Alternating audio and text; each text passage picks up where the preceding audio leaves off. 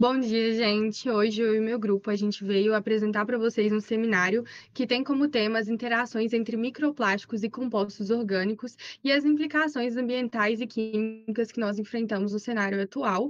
Os integrantes do grupo são compostos pelo Tiago, pela Luana, pela Maria Cecília e por mim, que me chamo Alice.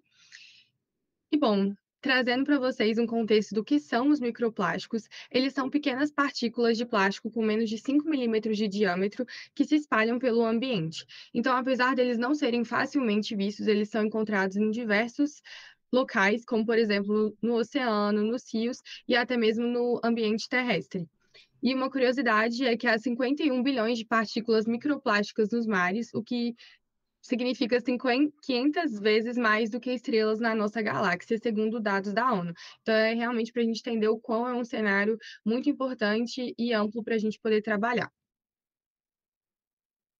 Bom, de onde eles vêm, né? Quais são as fontes e movimentações dos microplásticos no ambiente? Eu achei essa imagem interessante porque ela representa mesmo como que funciona toda essa movimentação.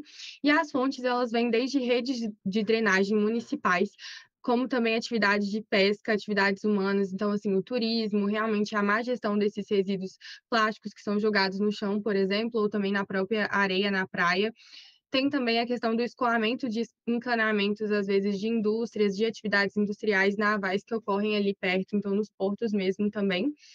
E a gente acaba tendo ali um transporte muito grande, porque ele pode acontecer tanto pelo ambiente, da atmosfera, então por meio de precipitação, de ventos, quanto também pelo ambiente terrestre, pela movimentação de solo provocadas por organismos, como pela própria vida urbana, pelo transporte, realmente devido à má gestão desses resíduos plásticos, pela grande quantidade de plásticos que eles são produzidos e acabam se espalhando, e também o mais presente, né, a rede de transporte mais presente, assim, desses microplásticos é o ambiente aquático, então, de ter realmente a suspensão nas águas desses microplásticos, em áreas de congelamento e degelo também, e em águas subterrâneas, onde a gente mais tem ali o transporte desses microplásticos, e muitas implicações ambientais que vão ser citadas mais para frente também.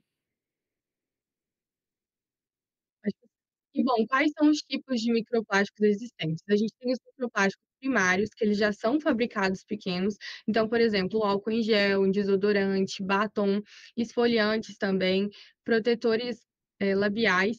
Então acaba que muitas indústrias farmacêuticas, elas utilizam, né, de cosméticos, elas utilizam os microplásticos, por exemplo, para alterar a textura desses produtos, então acabam utilizando muitos microplásticos e também os microplásticos secundários, que são fragmentos resultantes da degradação de plásticos maiores, então, fragmentos de sacolas plásticas, pedacinhos de garrafa PET, resíduos de pneu, que acabam sendo gerados e tendo muitos microplásticos. E uma curiosidade também, são que filtros de cigarro, eles são o lixo mais comum jogado na areia, realmente, e é onde esses filtros, eles possuem muitos microplásticos que são muito maléficos ali para o ambiente aquático.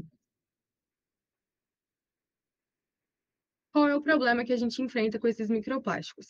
A gente acaba tendo uma distribuição generalizada no ambiente muito grande, então o microplástico ele se dispersa facilmente e permanece muito tempo no ambiente. Então, por a gente ter esse transporte, a gente encontra em vários locais. Então, desde, por exemplo, já foi encontrado até no sangue humano, então a gente encontra isso nos rios, nos oceanos, realmente na vida terrestre. E, além disso, ele tem uma alta persistência e uma baixa degradação, então, como eles são polímeros sintéticos, eles degradam muito lentamente, então eles vão se tornando pedaços cada vez menores, e isso acaba aumentando muito a quantidade de microplásticos, justamente também por eles não serem facilmente vistos, a gente tem ali um acúmulo muito grande e acaba não tendo um monitoramento muito grande deles.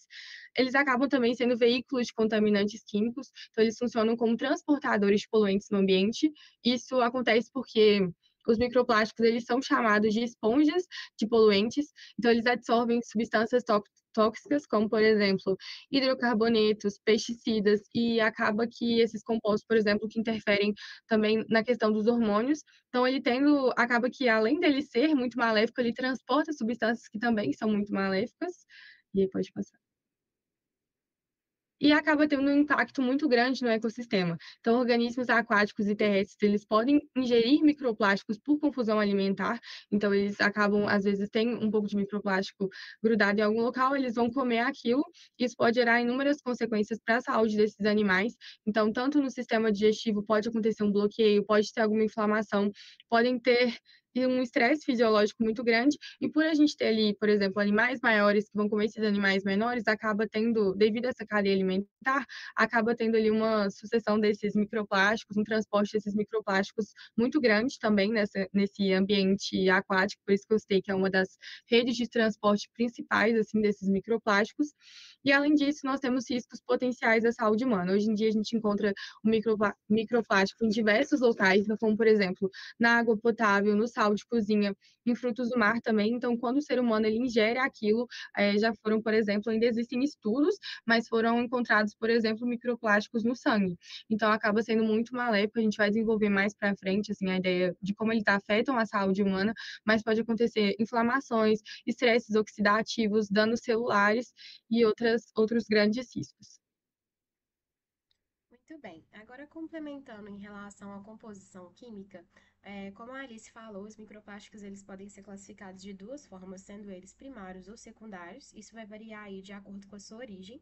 E os primários, como ela disse, né, eles são utilizados aí em uma escala até 5 milímetros, então são os menores. Eles são usados né, na formulação de cosméticos pela indústria farmacêutica, através também de itens de higiene pessoal e até mesmo na indústria de forma geral. Já os secundários, eles já são fragmentos dos plásticos maiores e a degradação mesmo de um polímero, ela vai ser aí responsável através do rompimento das ligações químicas covalentes. A gente deixou abaixo aí uma imagem especificando os principais microplásticos que a gente tem, que são os mais encontrados no ambiente, sendo eles estão aí os polímeros, né, termosplásticos, que no caso é o polipropileno, o PP, polietileno, poliestireno, policloreto de vinila e a PET também, né, que é o politeraftalato de etileno, poliamida e o polímero termorrígido poliuretano. Pode passar, que aí são os principais. Dentro disso tudo, a gente tem um processo muito importante, né, de mecanismo de interação, que é o processo de adsorção, que é quando as moléculas, né, toxinas ou poluentes, elas vão se fixar na superfície de outro material por interação físico-química, então sejam elas forças eletrostáticas, hidrofobicidade, ligações fracas, né, como foi especificados dentro de aula, todos esses termos, e isso acontece em microplásticos por conta de duas características muito importantes que eles possuem, que é a superfície regular, porosa e carregada. Então, ela é densa, né, os microplásticos, e também de uma natureza hidrofóbica, que ela é repelente à água. Então, isso faz com que esses compostos orgânicos eles sejam persistentes, né? Os metais pesados e os PFAs eles preferem ficar, né, aderidos ao plástico em vez de ficar ali dissolvido na água. Então, isso dificulta também muito esse processo. E quanto menor o microplástico, maior a absorção. Então, essa imagem afirma que a área superficial ela aumenta quando o tamanho diminui. Isso significa muito mais espaço para os poluentes grudarem. Então, por exemplo, os nanoplásticos, eles são considerados bombas químicas ambulantes.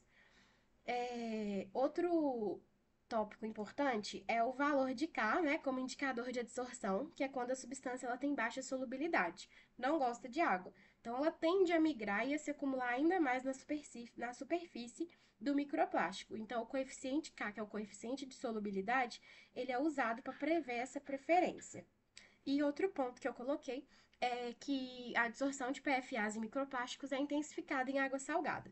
Por possuir, né, a água salgada possui ali cargas eletrostáticas muito grandes, favorecendo ainda mais a fixação dos PFAs. Então, a gente tem como resultado microplásticos ainda assim funcionando como vetores eficientes de poluentes eternos, principalmente no mar. E é por isso que eles são considerados veículos de contaminação ambiental e biológica. Pode passar.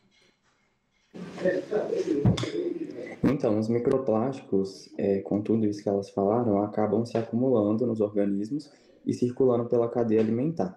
Com isso, eles causam aí danos físicos, podendo gerar toxicidade e ainda liberar substâncias químicas que vão interferir em hormônios e processos biológicos que são essenciais. Então, acaba sendo um impacto silencioso, mas que é muito significativo para os ecossistemas. Com relação à bioacumulação, a gente vê nessa imagem aí que os microplásticos eles entram nos organismos e vão se concentrando ao longo da cadeia alimentar. Os organismos menores eles ingerem primeiro e esse material vai se acumulando progressivamente nos predadores. E isso aumenta a exposição a contaminantes químicos e intensifica os efeitos tóxicos nos níveis mais altos da cadeia alimentar. Com relação à toxicidade, a gente observa aí na imagem que existem alguns efeitos diretos, como, por exemplo, bloqueios digestivos, danos físicos e processos de estresse oxidativo e inflamatório.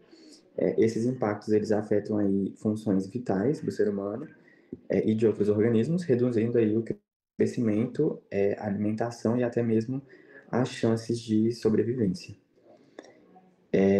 Além dos efeitos físicos, os microplásticos também eles afetam o sistema endócrino, liberando aí substâncias que funcionam como desreguladores endócrinos, como os fitalatos e o BPA. Eles acabam interferindo aí em hormônios reprodutivos e metabólicos que prejudicam a fertilidade, afetam o desenvolvimento embrionário e podem causar a feminização ou masculinização em espécies mais sensíveis. E esses riscos também eles se estendem à saúde humana pela ingestão e exposição contínua.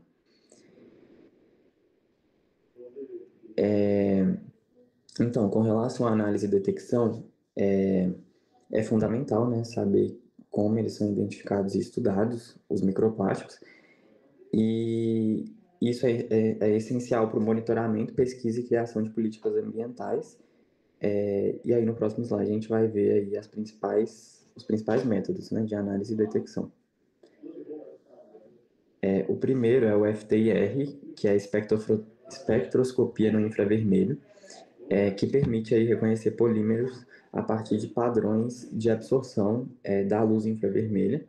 Depois a gente tem a espectroscopia de Raman, que detecta partículas extremamente pequenas com uma precisão muito grande e resolução química.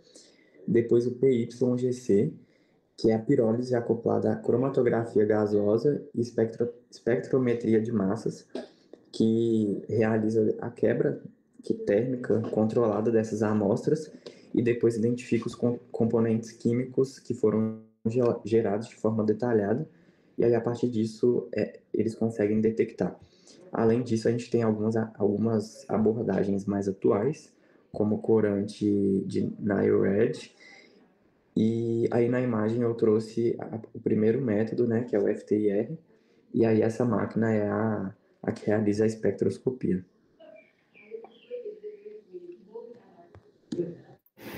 Bom, e diante desse cenário, né, problemático com os microplásticos, a gente procurou algumas soluções e algumas perspectivas para a gente conseguir mitigar o impacto químico desses microplásticos.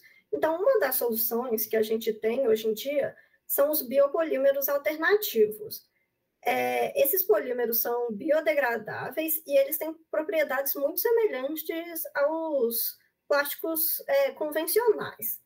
A estrutura química deles vai ser baseada em monômeros que são renováveis e eles vão permitir que ocorra a degradação através de hidrólise e ações enzimáticas, porque eles vão ter essa combinação entre a fermentação microbiana e a síntese química.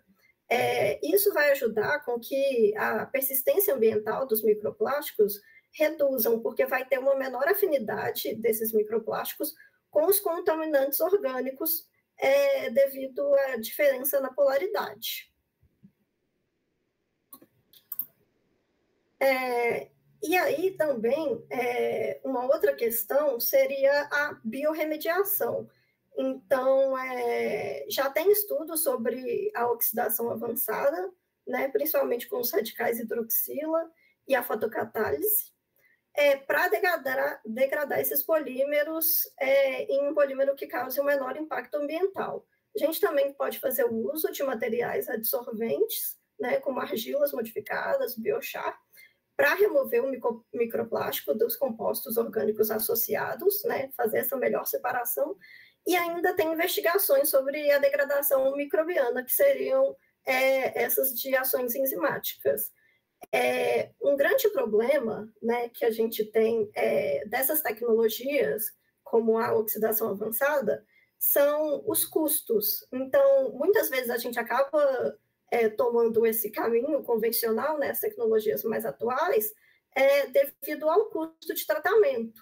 E isso é uma grande barreira que a gente ainda tem que vencer.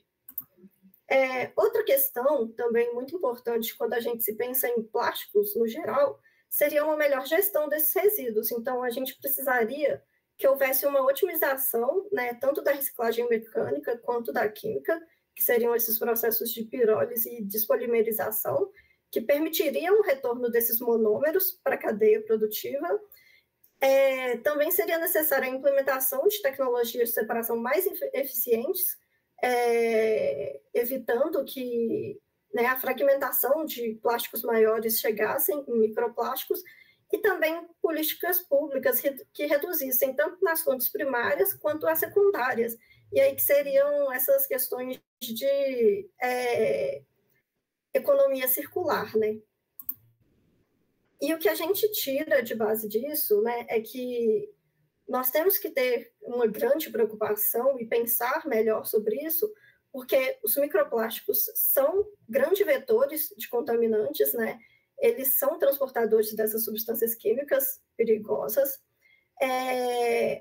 Embora exista a obstrução física em rios e oceanos, o maior problema seria o risco químico mesmo, por causa dessa toxicidade, né, que seria devido a essa concentração desses compostos orgânicos persistentes e que acabam se tornando sistêmicos ao longo de toda a cadeia alimentar.